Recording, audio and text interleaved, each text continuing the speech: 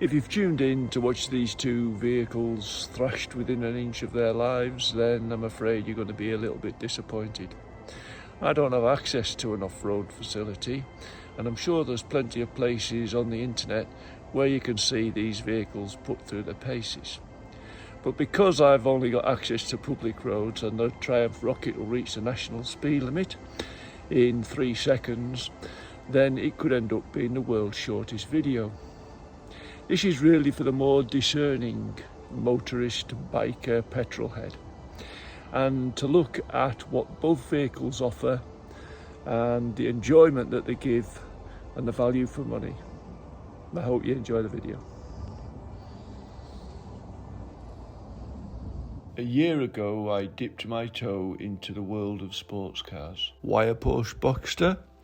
I have no affiliation with the brand, and although I was never really drawn towards sports cars during my 50 years of holding a licence, I did have a passing interest in the market. The first Boxsters were a bit too jelly mould for my liking, and I was never attracted to them. Not that I had any desire in owning a performance car.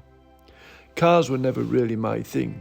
From 17 I was a biker, but any interest in four wheels probably came from my brother-in-law being a bit of a petrolhead. Back in the 70s and 80s, he loved his MGs, owning a few midgets before graduating to the MGB GT V8s. That got him into the V8 engines, which eventually led him to TVR.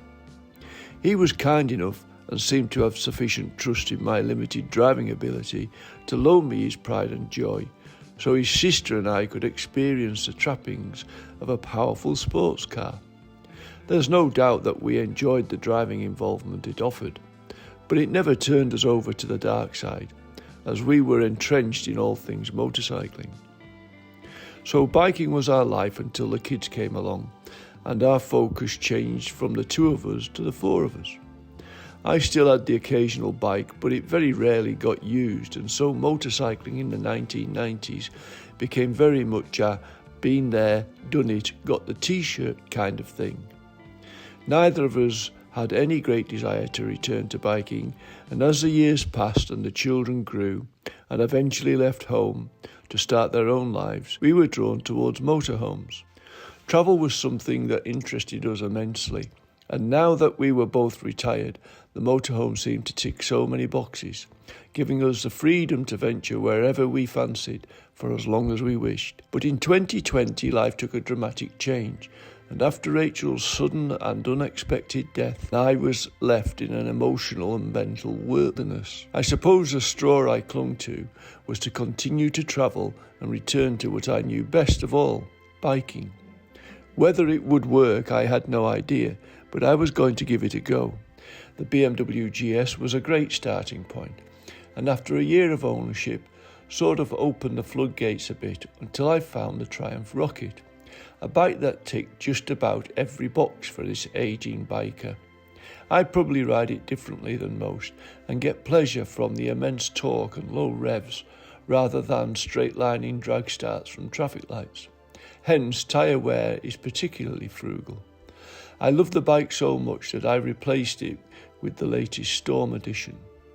So where do four wheels come into the equation? Rachel used to say that I was easily led, and maybe she was right.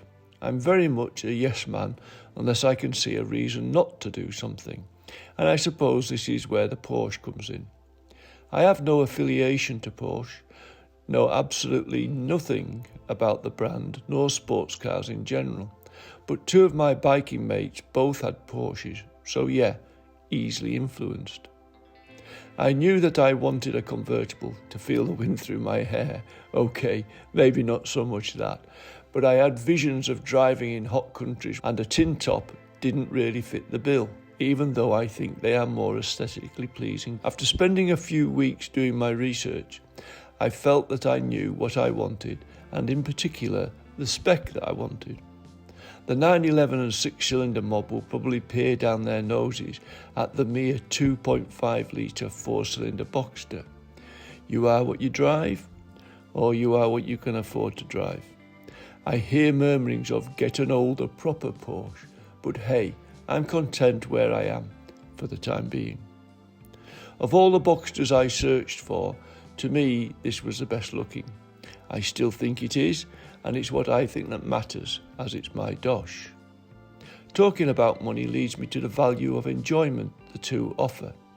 The Boxster, 3 years old when I bought it for twice the price of the brand new Rocket. Does it give me twice the enjoyment? How do we measure enjoyment? What price can we put on leaning a motorcycle around corners compared to driving something which has tremendous performance and grip around the same corner? Looking back at your car or bike and thinking, wow, that looks good. Difficult, if not impossible, to translate that into pounds. We generally lose an awful lot of money changing vehicles. Lose it, yes, but waste it? Not if it gives us pleasure. So how does a dyed-in-the-wool biker feel about his four-wheeled chariot? It's surprised me. I've never owned a car like this and have no desire to make the perceived step up to something that would cost twice the price. This car gives me motorcycle performance with the benefits an old man likes. At the touch of a couple of buttons, the car is transformed to give me comfort no matter what the weather.